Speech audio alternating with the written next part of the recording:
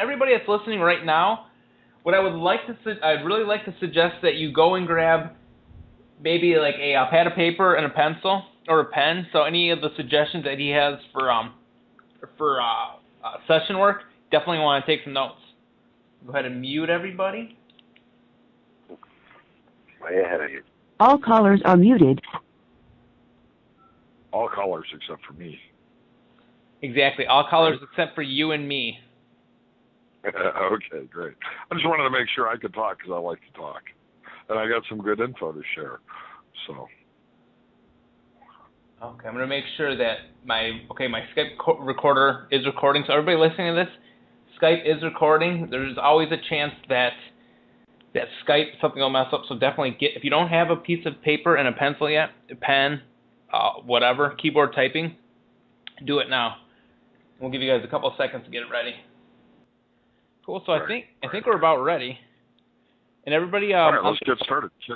Everybody on the call, I just want to say thank you very much for supporting this call, calling in, registering. It means a lot to me. Richard, how are you doing today? Well, I'm doing great, and you've done a real good job of helping get the word out about the upcoming webinar and about this call too. And a lot of times people will have something planned and they'll do a teleseminar to let people know about that and not provide any real content. And whether people come to the webinar or not, in this hour, I want to spend time actually sharing some real strategies that are truly useful to people. And you've done a great job of asking people questions ahead of time and getting some questions, so I'm more than happy to answer any of those questions. And hopefully when people leave this call today, they'll actually have some actual ideas they can really use with their clients. Awesome. Richard mentioned his teleseminar coming up. I'm not sure if anybody's heard about it. In this teleseminar, he's going to be sharing some really good ideas, and all of these will be expanded on in even greater detail about a week from now on June 25th. He has a teleseminar. I believe it's a four-part teleseminar. Actually, it's a webinar. It's a webinar. Right, and it'll be using video, voice, chat, the whole 9 yards. I've been doing a lot of webinars, and it's a great way to keep hypnosis education cost effective. And that actually begins on June 25th. But you said that there were 4 main topics that people were giving you feedback on that they wanted questions to. So I'll let you decide the order of them, and let's get to providing some information about helping clients to succeed at smoking cessation. Okay. So far, there's 4 things that I personally thought we could cover, and then we can go into, there's a lot of common things, all the people that threw questions in. The 4 topics that we want to cover in the beginning that we can briefly go over is 1, the most common triggers for smokers and how to address these triggers. Number 2, how to address a possible relapse before it happens. Number 3, the 3 things that you need to build a strong referral stream. And number 4 is how to give people free smoking sessions and still get paid the full amount. I'm sorry, before we go into that, I want to tell a really short story about what happened to me yesterday. I used to smoke, quit about a year ago, and I've probably smoked about a pack and a half throughout a year, which is really good compared to what I was smoking. And then yesterday I was out bodyboarding in the Poipu Beach Park. If anybody's been to Kauai, it's on the south side of Kauai. The waves got really bad, and at one point pushing this young kid, local kid, like 7-year-old, probably 7 years old. I go to push him away. I'm like, oh, sorry. I go to push him away so I wouldn't get wrapped up in his board. And I hear him starting to cry out. It's like, help, help. He starts screaming, and then it dawns on me. I'm like, oh God, this kid's probably gonna drown. So I kind of had to bear hug him. So we were about to get ripped by the riptide. And looking back, if I hadn't used hypnosis and NLP to quit smoking roughly about a year ago, it's a good chance that neither of us would have survived. I'm sure the lifeguards would have been able to help, but just that simple little event yesterday allowed me to realize how powerful hypnosis and NLP can be generative into all areas of somebody's life. So you owe it to yourself and your clients to really learn these skills. Yeah, and for me, it was transformational. I quit smoking, I don't even know, probably about 10 or 11 years ago, and it's been a passion of mine ever since to actually help other people. And when I see clients in my office, that's probably one of the greatest rewards is, when you're doing other types of therapy or other types of hypnosis, sometimes you don't see the immediate benefit, but I help them quit smoking on a Wednesday and they come back on Friday and they were successful. They're excited about that.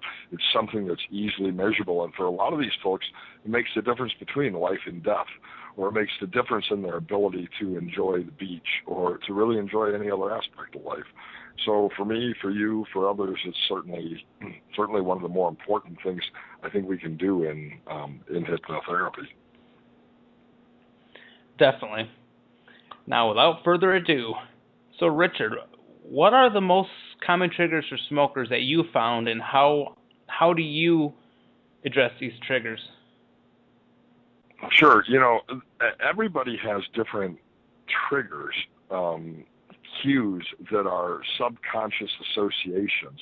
And for most of the smokers who I work with, every now and then I get a call from somebody who's 23 or 21 or 25 and they want to quit smoking. But the majority of my clients are probably in their late 40s, 50s, and 60s. People don't call a hypnotist first. They actually usually try everything they can, and they sort of view the hypnotist as the witch doctor. And I think that for a lot of people, that's the last call they make. So when I get a call from somebody, they're usually not, they usually haven't been smoking for 2 or 3 years. It's usually been somebody who's been smoking 20 or 30 or 40 years. Because of that, the cues for smoking are subconscious. In other words, every time they get in their car for 40 years, they smoke a cigarette. Every time they get a break from work, they step outside and smoke a cigarette. Every time they get angry, they smoke a cigarette. And one of the things we have to recognize is that these cues occur at an unconscious level, and these cues have been reinforced for 20 or 30 or 40 years with many of the clients that we work with. And so I think that a realistic perception of change is probably one of the most effective things that we can do as hypnotists. And although my clients leave the first session a non-smoker, I do 3 sessions with them. It's a very rare exception that I do a single session with clients for smoking cessation. I see them, let's say, for example, on a Monday, and I see them again for their second session, usually on Wednesday or Thursday. That time that's associated with being the most difficult for cigarette smokers to quit. And that way, by not simply offering a single session, I can support any difficulties that they have along the way. I can also structure hypnotic suggestions to help them using NLP patterns and using direct suggestion and experiential processes to actually break those lifelong associations. What I might do with a client is have them describe for me the various submodalities of the cues that they've been associating with smoking for the last 30 or 40 years and begin to change those using NLP patterns.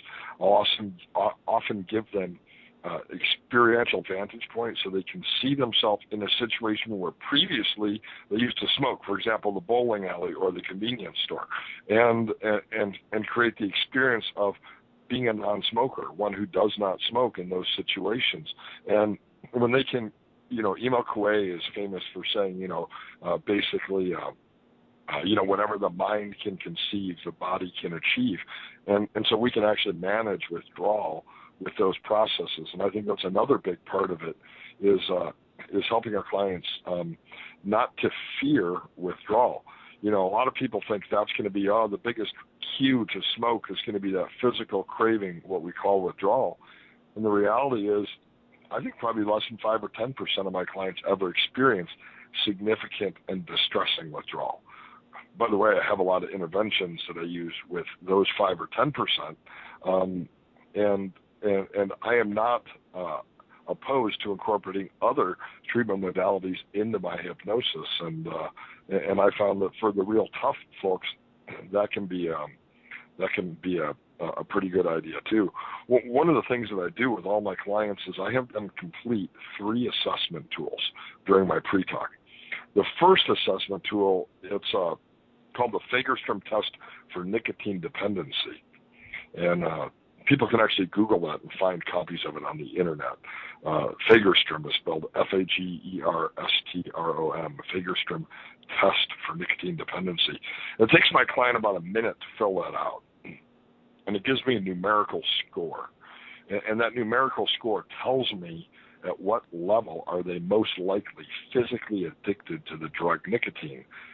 The good news here is this almost becomes a convincer in hypnosis, because a lot of my clients are really fearful. Oh my gosh, the withdrawal is going to be awful. They've heard the negative hypnotic message that quitting smoking is worse than quitting heroin. And yet when they take the Fagerstrom nicotine dependency scale, it was published by the U.S. Surgeon General's office, the wide majority of my clients, even those heavy smokers, do not score 6 or higher. So I can set them up then. This is sort of the external authority, the Surgeon General's office, Dr. Fagerstrom, who's a Swedish, MD who put this little test together, and I can tell them, I can say, hey, I got great news for you. This test measures your level of physical dependency, and the good news is you're going to have an easy time over the next couple of days. So I can actually begin my suggestions using those resources in my pre-talk before I ever even do a hypnosis session. And so those are some of the strategies that I like to use to help my clients to not fear the cues and the triggers. Yeah, one thing that when I quit smoking, how I used it originally to quit smoking, I used a very simplified version of core transformation. And then when I got the so-called core state, for anybody that knows what core transformation is, when I knew an idea of what the core state was, I then did a swish pattern, and the cue image was basically of me, what I would look like having that core state of being. And after then, boom, no cravings, which that's the biggest problem. I use a similar process, and what I do is I'll do an induction and help them to create a state. You can call it a core state, or people familiar with NLP states and resource states, and I'll them create that state, and then I'll create an anchor to it, and I'll simply give them the suggestion that anytime over the next day or 2 or 3, that anytime you have a fear or difficulty or even want a cigarette, you'll simply close your eyes for a moment, take in a breath, and return yourself back to this state. And any craving that you have, you'll notice, will simply disappear. And those suggestions are really powerful and easy for them to act on. The other thing I do with all my clients is I give them another quiz. This is during my pre-talk with them. By the way, people often wonder, how do I get paid for my hypnosis sessions? What I do is I usually spend about 10 minutes in my pre-talk with a person, 15 minutes in a pre-talk with a person, and build rapport with them. And then I usually say to them, and by the way, all offices seem to have some forms, and this office is no exception. And so I have a couple of forms here I need you to fill out, and I'll explain these forms to them. And then I'll simply say to my client, I'll say, by the way, are you going to be using cash, a check, or a credit card? They already know how much I charge because that was discussed on the telephone, and they can see it on my website. And so they'll look at me and they'll say, a check or a credit card or cash or whatever. And then I say to them, great, well, you fill out these forms, I will go get you a receipt. And so I give them the forms to fill out, which include these little quizzes. Each one of them takes about 1 minute to fill out, maybe 2 minutes to fill out.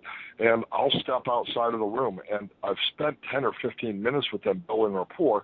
But what I've been doing is listening for those cues so that I can create direct suggestions. And while they're taking 10 minutes to fill out those forms, I'll usually take 10 minutes to actually take a pencil and paper and write out some direct suggestions or other suggestions, metaphor or any other type of suggestive therapy that I think is going to be useful for them. So that's sort of how at what point in my session I get paid. I know a lot of new hypnotists sometimes are like, do I get paid afterwards, or do I hit them up as soon as they walk in the door? And I've sort of found when I give you forms, you give me money, and that little system works out pretty darn well.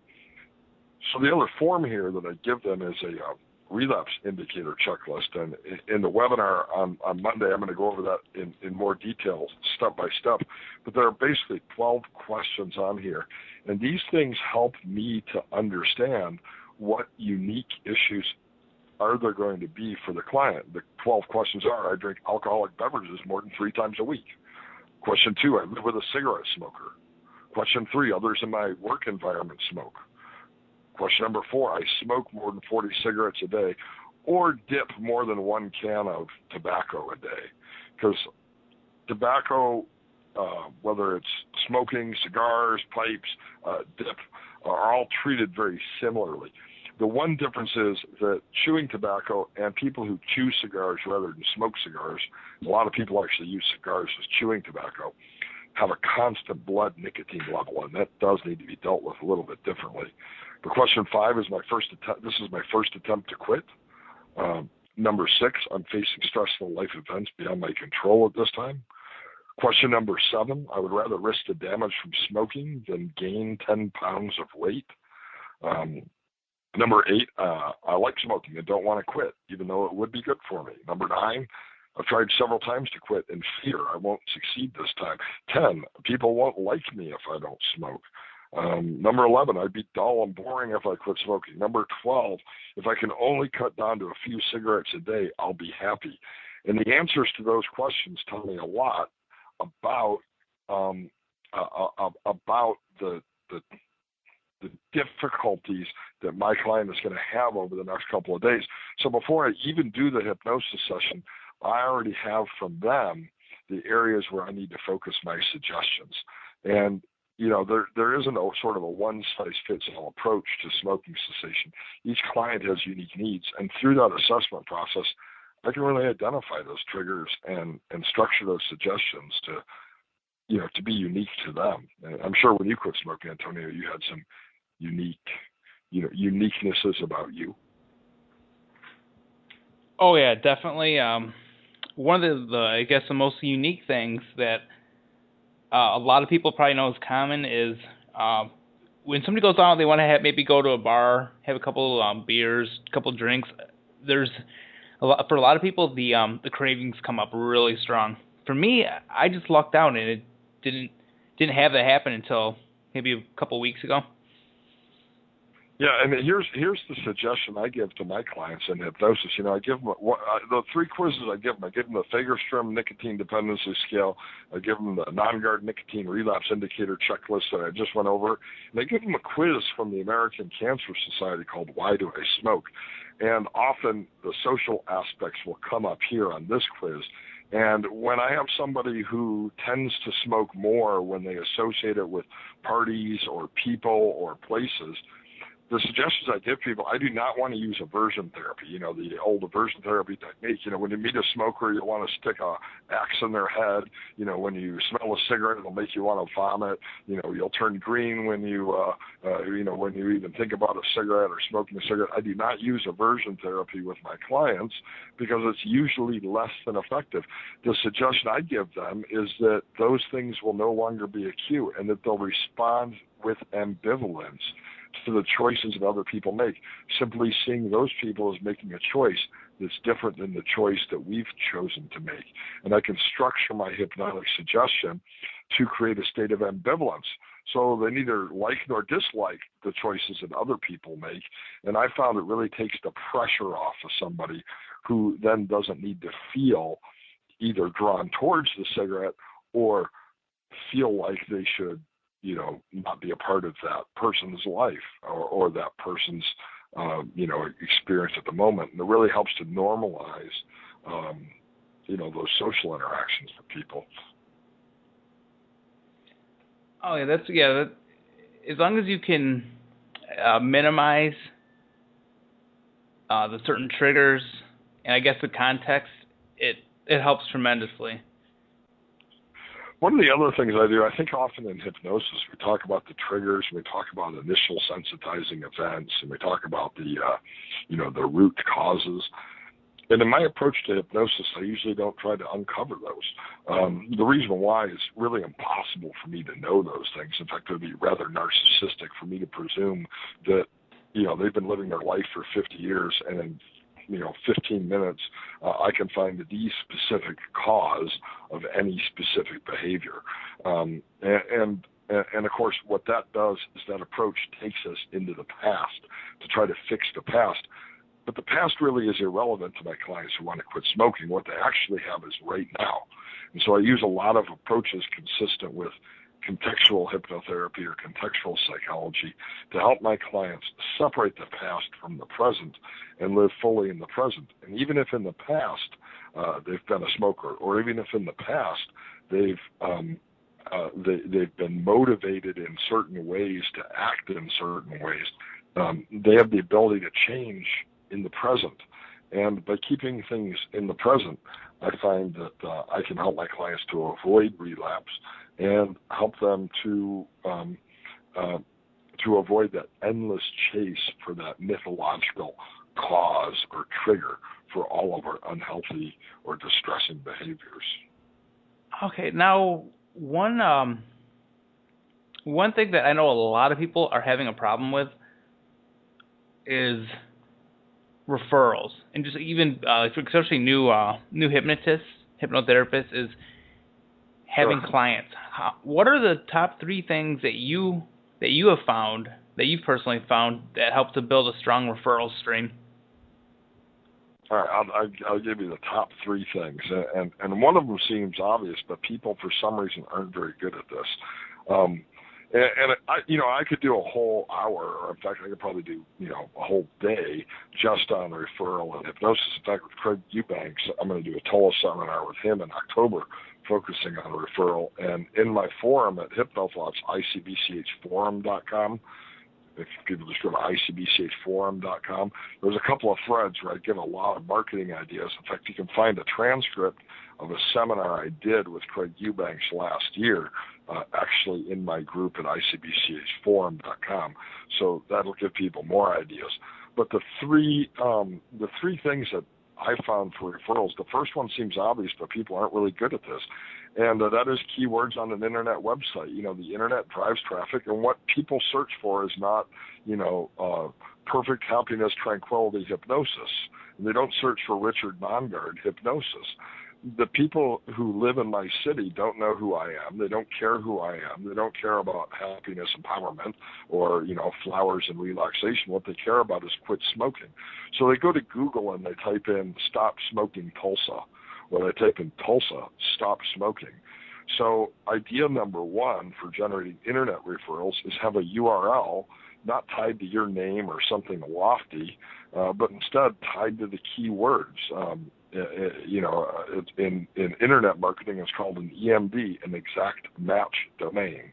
And so, it would be smart for a person, especially if they lived in a larger city where there were a lot of hypnotists and a lot of competition, to actually buy, "Stop Smoking Dallas" or "Dallas Stop Smoking," and build a website, that was separate from their other website. It might link back to that original website with all the links, but, creating some content so search engines pick it up, and using, EMDs, a person can actually begin to generate some referrals from the internet. And that's actually the greatest source of my referrals today. Now, the other way to get referrals is a little bit of dumb luck, and that is hypnotize the right client. I've been doing hypnosis for 24 years, but when I opened up the Tulsa Hypnosis Center in 2006, I got lucky, and two of my first clients were one was a guy in a 12-step recovery program who had about a year of sobriety, and now he wanted to quit smoking, and he was real involved in the 12-step program. So I can't go to the 12-step programs and pass out my cards and probably live to get out the door. You can't go market at 12-step programs. But this guy, he told all his friends, "Hey, I quit smoking. Go see Richard." And so that was a great, that turned out to be a great referral resource, because he happened to have a lot of friends who were smokers, but who wanted to quit. The other guy was I hypnotized a doctor. And to this day, in fact, I just saw him a couple days ago, and to this day, my brochures and business cards are in his office, and he sends me a lot of people. What I'm trying to get at here is that by simply doing a good job, you will eventually run across the right clients to hypnotize. And those clients will become your most tremendous referral resources. So the key here is to do a good job. When people come to see you, make sure you've developed the skills and the programs so that they're successful. And so my greatest source of referrals are other clients. And there are other clients beyond those two, obviously, who refer people to me. And then the third area of referral that I get a lot of referrals from, my office is in a little medical building, and it's surrounded by a bunch of other professionals. And I think business cards are kind of a waste of money. I don't know about you, but whenever I get a business card, I shove it in my wallet, and eventually I use it as a piece of scrap paper. But I honestly can think only of a handful of times where I've actually looked at the business card and saved it for its contact information later. I think a wiser use of money is an 8.5 by 11-inch brochure that's well designed. By the way, in my group at icbchforum.com, there's free templates using Word documents that actually look awesome for marketing. And people don't throw away those brochures. And one of the things that I've periodically done is, printed up those brochures either at the Color Copy Center down the street. UPS store often seems to have a sale for $0.25 a piece. Or I've printed up 1,000 of them from, internet printers, uploaded them and gotten them back, same day prints or whoever it is. And when I don't have clients, I actually take those flyers around to the various reception desks and simply say, hey, I'm in the office, in the other side of the building, or I'm in the office, next door to this building. And I just wanted you to know that I was here and what I do. And that lets people know what services I provide. And I found that I've had a much better response from having those full color, really nice brochures that give me space to actually flyers, that give me space to describe my services.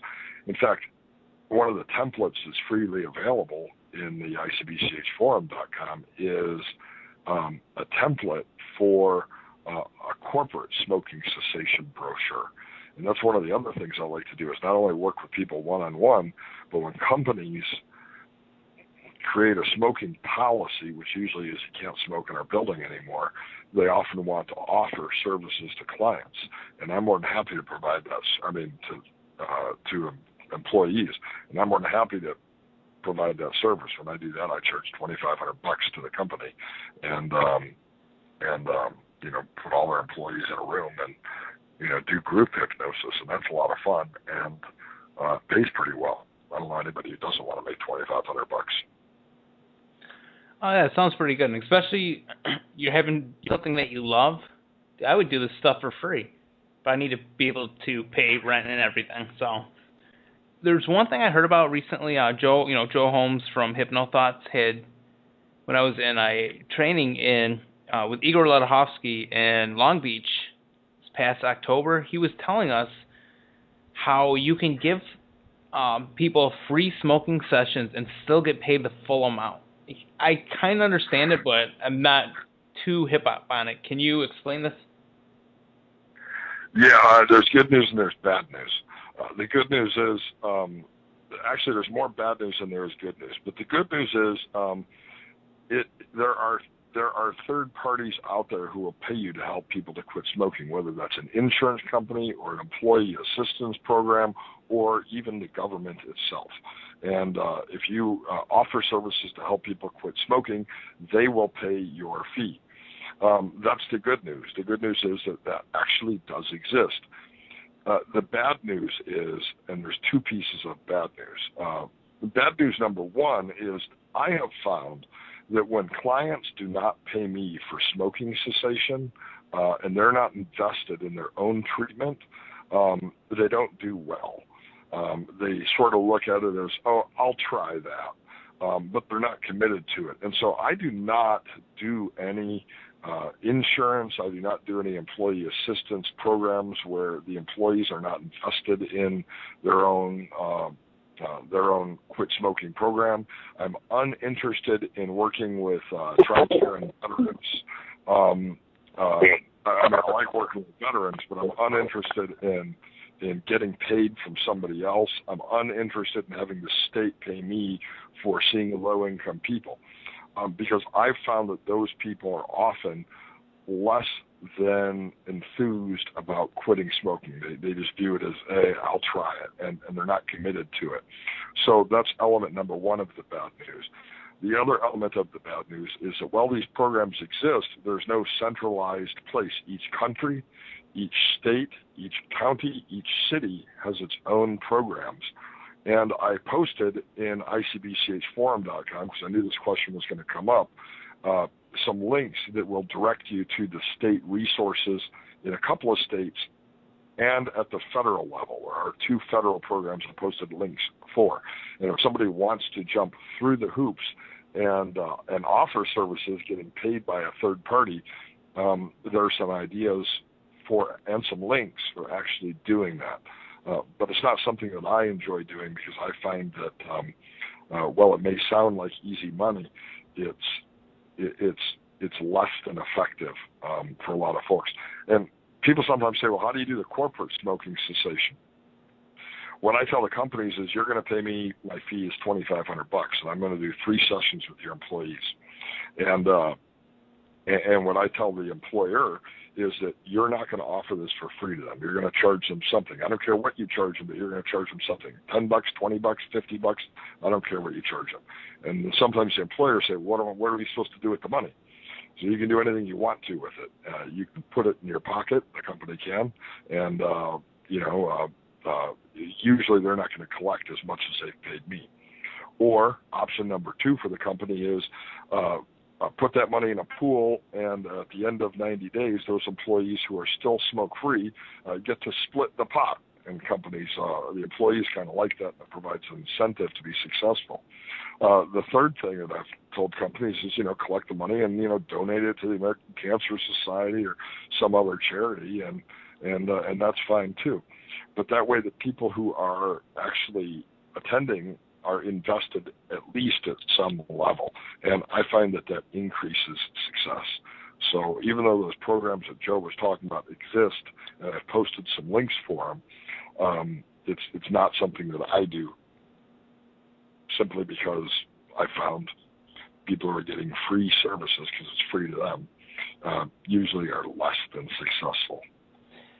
You know what? As soon as I answered that question, and then it dawned on me, like, I'm always telling people about that, how you can give free sessions, but people they're not gonna have that much invested in it. I didn't even really think about that. Which, I mean, yeah, so anybody listening, No, I'm sorry, what was that? No, I think it depends on what you're seeing them for. I come from a background as a drug and alcohol counselor. That's how I started out, 24 years ago. So I've been dealing with substance abusers, and cigarette smoking falls into that substance abuse category. And people who were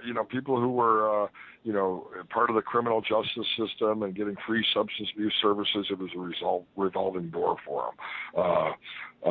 But when people came to the treatment programs where I worked, there were private treatment programs and paid for their own recovery. They were invested in their wellness, and they did well. And that's true of smoking cessation. I think there's a place for benevolence in hypnosis. It's probably not with cigarette smokers. It's with our pain control clients, or it's with the kids who have problems who otherwise can't access services. And those folks do benefit from free services because they really value and appreciate those things. Veterans who we might, I know Wendy Friesen has a program for PTSD that she provides free of charge to veterans. And, those types of programs really are beneficial to those who take advantage of them. But when it comes to addiction, particularly sort of what I would label a voluntary addiction like cigarette smoking, I want my clients to pay their own fee rather than looking for those third-party payment because I actually want my clients to be successful. I also find people are willing to pay. By the way, one of the reasons why I do 3 sessions is, and I charge $359 for the 3 sessions. But sometimes people say, how much should I charge? That's a function of your geography as much as anything else.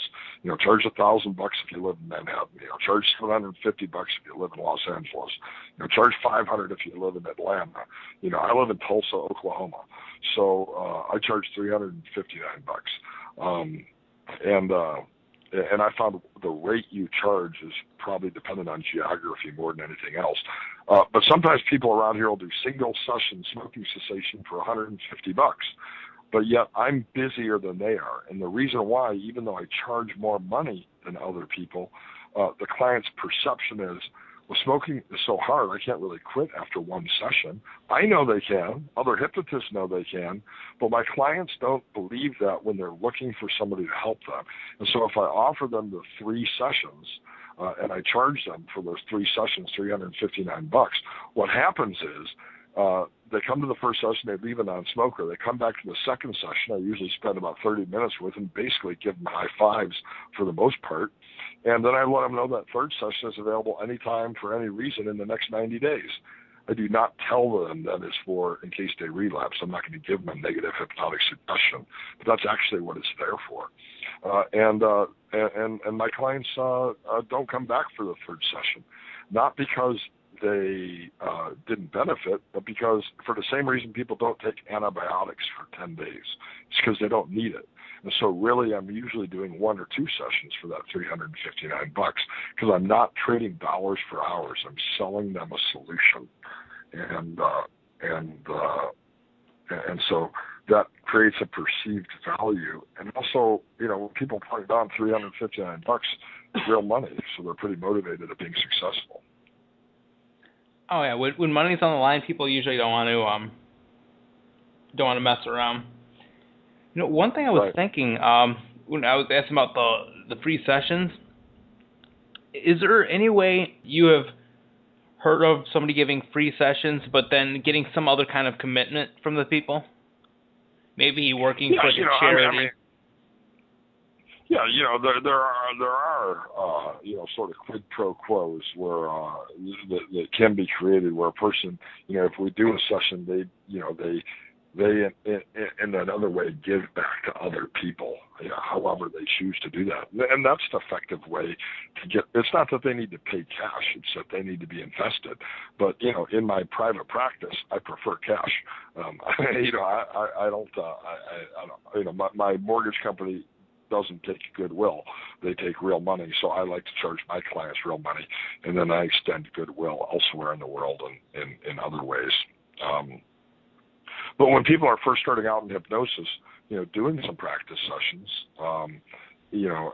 is fine, but get that commitment for them to give back in some other way, and that certainly is a fair thing as well, and probably something that would help those folks getting those free services to be successful. Hey, one of the questions you sent me, I want to answer because it was you actually highlighted it, noted that it was interesting. Somebody wrote to you, I guess, and said, what do you do when smoking is still socially acceptable in their rural location? I live in kind of a rural area, and I live in the land of Indian tobacco and cheap cigarettes. And smoking, you can smoke in public here, you can smoke in restaurants here, you can smoke wherever you want to here. We got places that don't even have a no smoking section here. You can just smoke anywhere you want to. So certainly in Oklahoma, which if you look at the statistics, is one of the smokiest places in the country, that's certainly true. But again, when I'm working with clients, when they call me, their main concern is their health and their wellness. It's not really, they're not really trying to overcome, sort of a shame of smoking. They're usually trying to overcome the health problems associated with smoking, COPD, cancer risk, recovery from scheduled surgery, all those sorts of things. So I find that even though I live in an area where smoking certainly is socially acceptable, my clients do extremely well. In fact, it's actually good for business to live in an area that's where smoking is socially acceptable. For example, 30% of the people in Oklahoma smoke, and I think in Colorado it's like 12 or 13% of the population smokes. What that means is I have a much larger pool of potential customers than a hypnotist in Colorado. That a lot of the things that I've been talking about, I'm going to build on in that webinar. Do you have a link for that webinar, Antonio? Yeah, where are you sending people to sign up for it? what you can do, anybody listening, if you want to get more information about his upcoming webinar, you can go to hawaiihypnosis.org/smoking. That is hawaiihypnosis.org/smoking. And for anybody that registers through my link, through my affiliate link, full disclosure, it's an affiliate link, helps me to pay for my server and all of my my websites. Anybody that registers through my link will get a free copy of Richard Nongard's ebook. It's Magic Words, the source book of hypnosis pattern and scripts, and how to overcome hypnotic difficulties. And that, I believe, is $25.95. You'll get that for free. $25. Pretty useful book. I kind of wish I didn't write it because then I could recommend it better, but it really is a step-by-step guide for dealing with any hypnotic difficulty, giving the specific scripts, and a lot of those deal with smoking cessation as well. A lot of those scripts do, the client who might be resistant or having other difficulties. Yeah, reading through it earlier, it's a really good book. And the other thing I was going to say is when you go through the link, the hawaiihypnosis.org/smoking, on top of getting that book for free, you will get a free audio that Richard and I were going to record. He's going to, because I've been having some cravings recently for smoking, he's going to run me through a session, so you'll be able to hear a live session happening. It'll help to cement everything that you learned from the teleseminar. Sure. And one of the other things on this list of questions you sent me was, what about clients keeping appointments? Let me talk about that for a minute, because that was actually brought up on a Hypnosis discussion earlier today.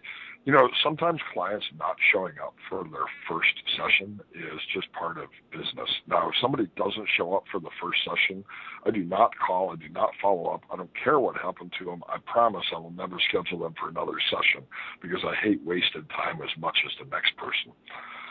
Sometimes people say, well, get a credit card number from them on the phone. Well, the reality is you can't actually charge their credit card for that missed appointment. And people don't like giving up credit card numbers over the phone to a stranger. I just try to make that time valuable and useful. And I spend time on the telephone with them, really sort of evaluating whether or not they're going to, whether or not they're committed to the process and they're going to be successful. But I have a relatively low no-show rate, so it doesn't frustrate me very much. Now, at the end of the first session, I schedule the second session, and I schedule it for 3 or 4 days later. I do get some of those clients who call me up and say, even last minute, and they'll say, hey, can't make it over today, talk to you later. And they never show up again.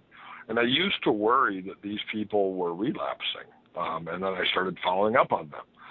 And what I found was that they just don't want to drive across town because one session was enough. Well, in that case, I made $359 for one session. The majority of clients do show up for the second session. I do not schedule a third session in that second session. I tell them to call me back and that they can use it anytime they want to in the next 90 days. The reason I limit it to 90 days is I don't want people calling me back 4 years from now saying they're entitled to a third session. And most people don't come back for that third session. And again, it's not because they're smoking again. It's because they are.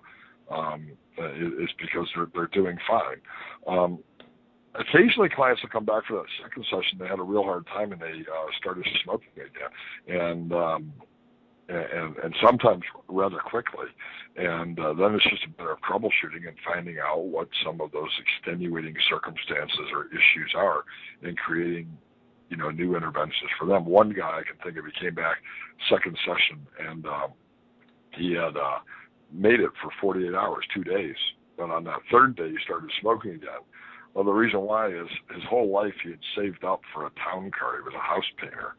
And so when he quit smoking in my office on day one, he drove to a car dealership and bought the town car.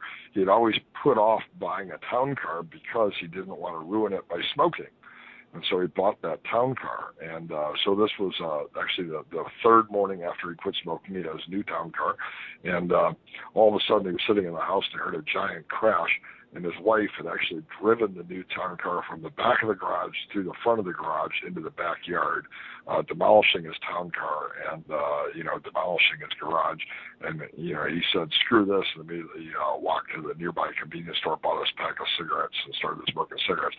Interestingly enough, he called me and said he wouldn't be at the second session, but then rescheduled it a couple days later, and I saw him for that second session. And, my approach to him was saying, you know what, I would have smoked too, and I'm glad he came back. Let's do this like golf. This is a mulligan.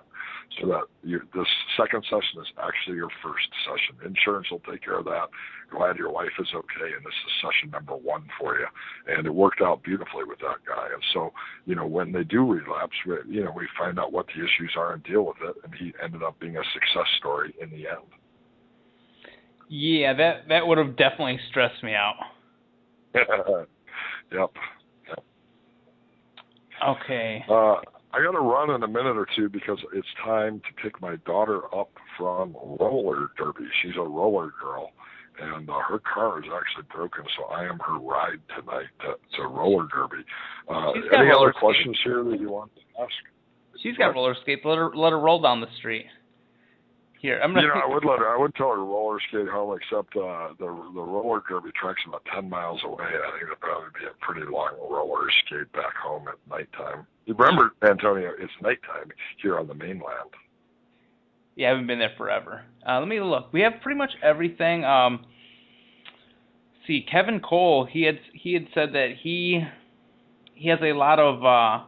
He's had a couple cases of people that come in with oxygen tanks, and he'll ask them. He says when he asks them, do you feel like you're ready to quit now? More often than not, he said they're not really sure. And they go into their instant talk therapy mode. And he said that to date, pretty much every oxygen tank case has not gone that well. I gotta comment on that. And my observation's actually been the same as Kevin's. And I have a solution for it. And I sold cars in a former life. When I was in college, I actually worked for Datsun before it was Nissan. And when I sold cars, we hated when somebody came in with a protractor, a slide rule, and cross pens in their shirt pocket, because it meant we weren't going to make any money. This was probably an accountant and or engineer, and they were always really tough to negotiate with. And so the oxygen tank rolling into my office with the smoker is kind of the modern day version for me of, those engineers and accountants who used to come into the car lot. And when they come in, they're usually older, 50s, 60s, even 70s. They are in the later stages of COPD and or emphysema. And basically, at this point, they are now living with the decision they've made to kill themselves by smoking. And a lot of them are really depressed, and they feel really bad. But smoking is the last thing they really want to give up. And I found that with the oxygen tank cases, like Kevin, they are the most difficult to deal with. I found that the solution is heavy confrontation from the very beginning. I am not usually very confrontational in my hypnotherapy, and I'm not usually confrontational with clients, but I reframe it and pre-frame it as life or death, giving them a choice, not between health and wellness, but between life and death, between and I have people who do come to see me who already have a diagnosis of cancer, and then the choice I give them is, a chance for wellness and recovery and the body to heal from the surgery, or misery, discomfort, and unhappiness. And so I really found with the oxygen tank cases, direct confrontation is actually necessary in order to break them out of that I'm stuck trance. And generally, their family, even their doctors and their friends, have never really confronted them, and so it becomes the more challenging case.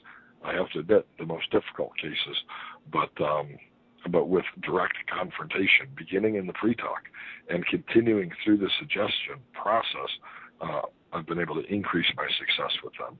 Oh, that's great. It seems like an oxygen somebody with an oxygen tank. It seems like they invested a lot in their behavior of smoking, so it would take some drastic measures. They have, yeah, they've invested a lot in their smoking. It is their only coping strategy. Providing them with confrontation and other coping strategies that are immediate are essential. But the flip side of that is a lot of them now, they've fallen into hope. They've gone from depression to despair and despair to hopelessness. The next step in that progression is death. And they're in the hopeless state, and that requires confrontation. Wow. Richard, I want to say thanks. This has been awesome. And for everybody listening, we had a lot more questions I wanted to go through. Richard and I, what we'll probably do over the next couple of days when he does that session with me, the smoking session, we'll also record another audio and go over a couple more questions if we get the chance. And anybody that's listening, that'd be great. If you want to learn in depth how to build a really profitable stop smoking practice, check out his upcoming webinar. That's on June 25th. That is, you can go to hawaiihypnosis.org/smoking. And when you register, you'll get his free PDF and the audio of him taking me through a hypnosis session.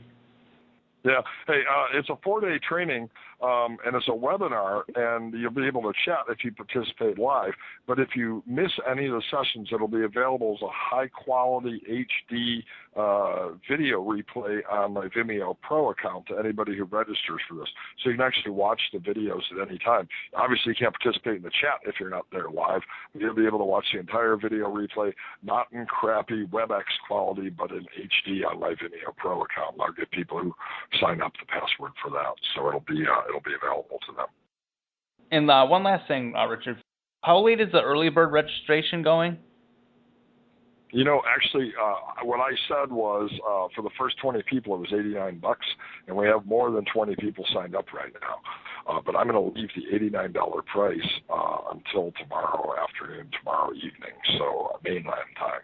So sign up today, sign up tonight, sign up right now, sign up tomorrow morning at the hawaiihypnosis.org/smoking. And you can send me or Antonio a message on Facebook if you didn't write that down, and we'll steer you to the right place to sign up for it. And everybody, you can keep in touch with me. If you're on Skype, add me. My Skype name is Hawaii Hypnosis. I've got a really large Skype practice group. We kind of practice hypnosis and all that wonderful stuff. Richard, I want to say thank you very much. Sure. Take care, Antonio. See you soon. Yep. Well, thanks a lot, everybody, for participating. Thanks, Antonio.